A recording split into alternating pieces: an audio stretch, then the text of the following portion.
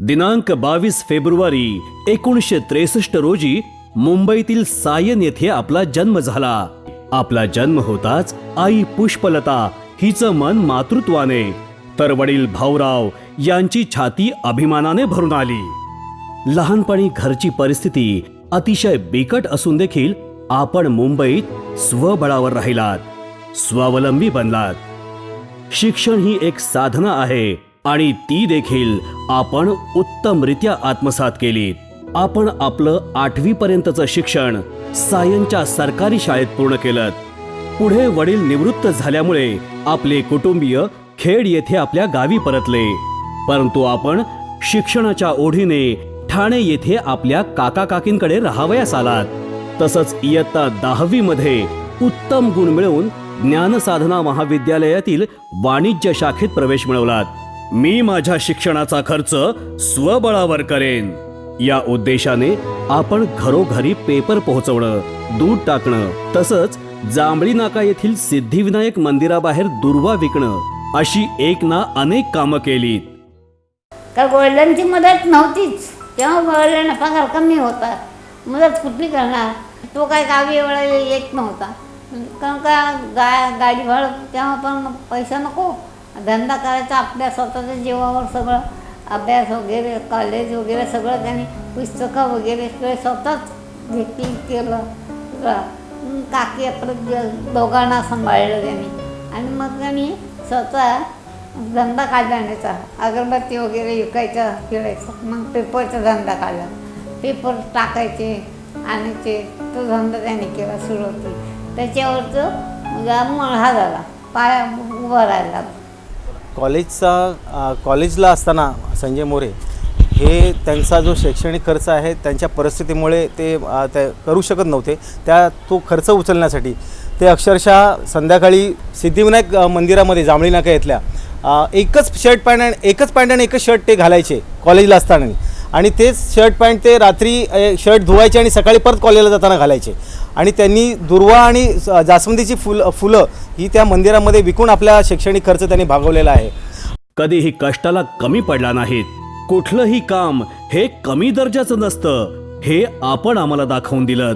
महाविद्यालयीन शिक्षण घेत असतानाच तुम्ही भारतीय विद्यार्थी सेनेत सहभागी होऊन आपल्या समाज कार्यास सुरुवात केली. संजय, तुला आठवतं आहे का रे आपली इलेक्शन्स, LRची इलेक्शन्स? खरं म्हणजे तुला मी कधी संजय हाक मारली नाही आहे, नेहमीच तुला मी संजू हाक मारत आली आहे. आणि ते LRची जी इलेक्शन्स होते, खरं माझी आर्थिक परिस्थिती नसल्यामुळे मी तुला सांगितलं की मी उभी राहणार नाही आहे. पण तू मला आधार दिलास, पाठिंबा दिलास, तू म्हणालास तू उभं राहण्याचं काम कर, आम्ही सर्व बघू. आणि खरंच तुझ्या ह्याच्यामुळे मी उभे राहिले आणि 2 वर्ष कंटिन्युअस मी 2 वर्ष LR झाले त्या ज्ञानसाधना कॉलेजची. मी खरं तुझी फार फार आभारी आहे. आणि मला आठवतात ते दिवस, तुझी आर्थिक परिस्थिती चांगली नव्हती, माझीही नव्हती व आपल्या ग्रुपच्या मुलामुलींचीही नव्हती. आपण 2 ते 3 वडापाव घ्यायचो आणि जवळजवळ 8 ते 10 जण आपण एक बाईट घेऊन आपण ते शेअर करायचो. हे दिवस मी अजूनही विसरलेले नाही आहे. तुझी आर्थिक परिस्थिती नसूनसुद्धा तू इलेक्शनसाठी निधी जमा केलास आणि त्या ह्याच्यावर मी LR निवडून आले, त्यासाठी मी तुझे फार फार आभारी आहे. 1993 साली आपला विवाह झाला आणि सौ सुखदा यांचं आपल्या आयुष्यात आगमन झालं. जेव्हा राहायला स्वतःचं घर देखील नव्हतं, अशा परिस्थितीत एक नवीन जबाबदारी आपल्या खांद्यावर पडली आणि त्यानंतर आपल्या कौटुंबिक जबाबदाऱ्या वाढतच गेल्या. हे सर्व करून देखील आपण आपल्या समाजहिताच्या कार्याकडे कधीही दुर्लक्ष केलं नाहीत. सर्व जबाबदाऱ्या योग्य रीतीने पार पाडल्यात. 93 साली झालं लग्न माझं आणि संध्याकाळी 5:15चा मुहूर्त होता. आणि माझ्या ऑफिसचे सगळे कलिग्स झालेले आणि हे तिथे तेव्हा स्टेजेस बांधतात आणि ते लोक त्यांनाच विचारत आहेत इथं सुवर्ण का शादी आहे. तर हे सांगतात हां म्हणजे असं रिसीव वगैरे केलं त्यांना ॲज अ गेस्ट. आणि नंतर कळलं की तोच मुलगा म्हणून आहे. हां सरप्राईज त्यांनाच मिळालं. ज्यावेळेस त्यांचं लग्न ठरलं 1993 साली, त्यावेळेस त्यांच्याकडे स्वतःची रूम देखील नव्हती, परंतु त्यांचा मनमिळावू स्वभाव यामुळे काही मित्र त्यांच्या मदतीला धावले आणि त्यांना तात्पुरती भाड्याने राहण्यासाठी रूम दिली. मग नंतर 1 वर्षांनी त्यांनी एक स्वतःची आपली रूम घेतली. हिंदू हृदय सम्राट शिवसेना प्रमुख माननीय श्री बाळासाहेब ठाकरे यांच्या मार्गदर्शनाखाली वाढलेले, तसंच संपूर्ण ठाण्यास एक ज्वलंत नेतृत्व देणारे धर्मवीर आनंद दिघे साहेब यांच्या सानिध्यात आपण आलात. अशा थोर विभूतींचं मार्गदर्शन आपणास मिळालं. परिसाच्या स्पर्शाने जसं एखाद्या गोष्टीचं सोनं होतं, तसंच परिसरूपी धर्मवीर आनंद दिघे साहेबांच्या मार्गदर्शनाने आपलंही सोनं झालं. आपण त्यांना गुरु मानलत आणि आजही ते आपल्या गुरुस्थानीच आहेत. मृगाच्या नाभीतील कस्तुरीचा सुगंध जसा लपून राहत नाही, तसाच आपल्या सद्गुणांचा सुगंध धर्मवीर दिघे साहेबांनी जाणला. आपल्यातील समाजहिताची तळमळ त्यांना भावली आणि त्यांनी आपणास शिवाजीनगर वासियांची सेवा करण्याची संधी दिली. आणि अशा प्रकारचं हे सगळं त्यांचं कार्य बघत असताना धर्मवीर आनंद दिघे साहेबांनी त्यांच्या या कार्याचा एकंदरीत अभ्यास केल्यानंतर की बाबा हा माणूस हा संघटनेच्या माध्यमातून संघटना पक्ष वाढीसाठी एक चांगलं कार्य करू शकतो. या हेतूने त्यांना 1992 साली पहिल्यांदा महापालिकेच्या सार्वत्रिक निवडणुकीमध्ये शिवसेना पक्षाकडून एक उमेदवारी देण्यात आली. साहेबांनी आपल्यावर दाखवलेला विश्वास, आपली त्यांच्यावरील श्रद्धा, कार्यकर्त्यांचा सहभाग, तसंच शिवाजीनगर वासियांबद्दलची सेवा भावना याचं फळ म्हणून आपण 3दा नगरसेवक म्हणून निवडून आलात. आजपर्यंत आपल्या कारकिर्दीत आपण अनेक सांस्कृतिक आणि सामाजिक उपक्रम, तसंच आरोग्य आणि स्वच्छता मोहीम, टोल हटाव आंदोलन अशा अनेक चळवळी आणि उपक्रम यशस्वी केलेत. एक उत्कृष्ट नगरसेवक म्हणून आपण नेहमीच आपल्या प्रभागाच्या सेवेसाठी तत्पर असता. अभ्यासपूर्ण बोलणारा नगरसेवक, तसंच लोकांच्या सुखदुःखात एक व्यक्ती म्हणून सहभागी होणारा नगरसेवक, अशी खुद्द एक सच्चा शिवसैनिक असलेले ठाणे जिल्हा प्रमुख श्री एकनाथ शिंदे साहेबांनी कौतुकाने आपली पाठ थोपटली आहे.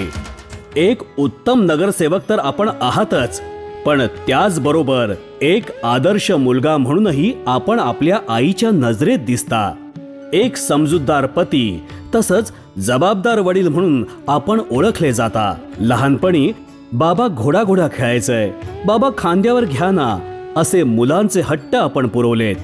पण जसा जसा कामाचा व्याप वाढत गेला, त्यांच्यासाठी तुमचा सहवास देखील कमी होत गेला. पण प्रथमेश आणि श्रद्धा यांना आज आपल्यापाशी काहीतरी मागायचं आहे, पुन्हा एक हट्ट करायचा आहे. मी वरती गेलो होतो 6व्या महिन्यात, तेव्हा जस्ट एक जुने फोटो बघत होतो. तर तेव्हा तिथे मला म्हणजे असं दिसलं की बाबा तुम्ही फक्त माझ्या पहिल्या वाढदिवसाच्याच फोटोजमध्ये दिसला, त्यानंतर तुम्ही कुठल्याच वाढदिवसामध्ये दिसता नाहीत मला. दादा त्याच्या फर्स्ट बर्थडेला तरी होतात माझ्या, तर त्याही फर्स्ट बर्थडेच्या पिकमध्ये पण नव्हतात तुम्ही. म्हणजे असं वाटायचं की हां बाबा आहेत, म्हणजे केक कापताना फक्त आईच असायचे फोटोमध्ये आणि वाटायचं की असतील बाबा, पण आईला पण विचारल्यावर सगळ्यांनाच विचारल्यावर आता कळायचं की नाही तुम्ही नसायचात फर्स्ट बर्थडेला. आता आपण भेटतो सगळे, त्यामुळे बऱ्याचदा होतं असं की केक कापताना तुम्ही असता. पण मला आणि दादाला प्रॉमिस हवं आहे की दोघांनाही हवं, आज तुमचा वाढदिवस आहे पण आम्हाला दोघांना तुमच्याकडे काहीतरी मागायचं आहे की आतापासून तुम्ही प्रत्येक बर्थडेला आमच्या, फक्त आमच्या दोघांच्या नाही, आईच्या, तुमच्या ॲनिव्हर्सरीजना, प्रत्येक बर्थडेजना तुम्ही आमच्याबरोबर असणार. आणि जेवढा तुम्ही आनंद आम्हाला गिफ्ट दिल्यामुळे देता, तेवढाच तो शेअर करण्यासाठी पण तुम्ही आमच्याबरोबर असा. आपल्या नावातच जय आहे, तर आपणास पराजयाची काय भीती? आपल्या हातात आलेलं काम आपण रोखठोकपणे पार पाडायचं, अशीच आपली सवय. तुमचा साधा सरळ स्वभाव आपल्या कार्यास एक नवीनच चमक देतो.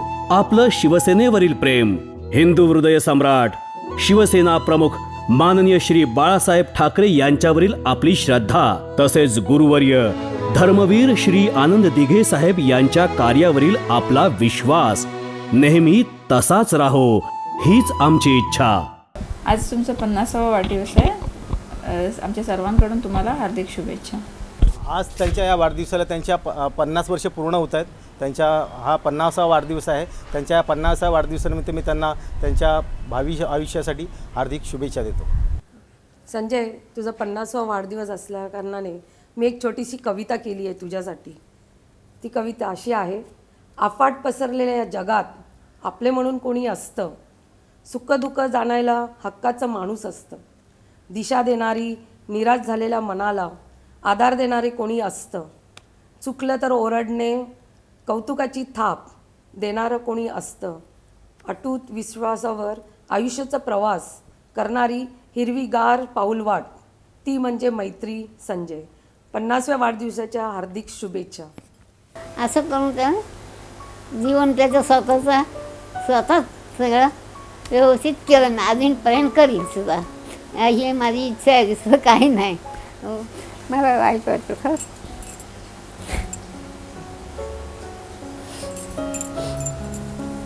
पण मार खाल्ला तर मी नाही मार खाल्ला तर बारके मी.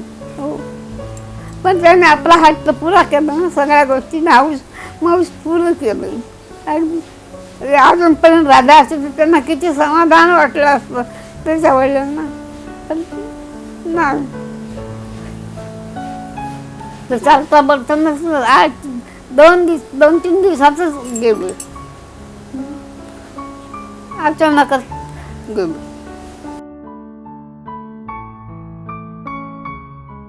आपणास दीर्घायुष्य लाभो हीच इच्छा. जीवेत शरदः शतम्.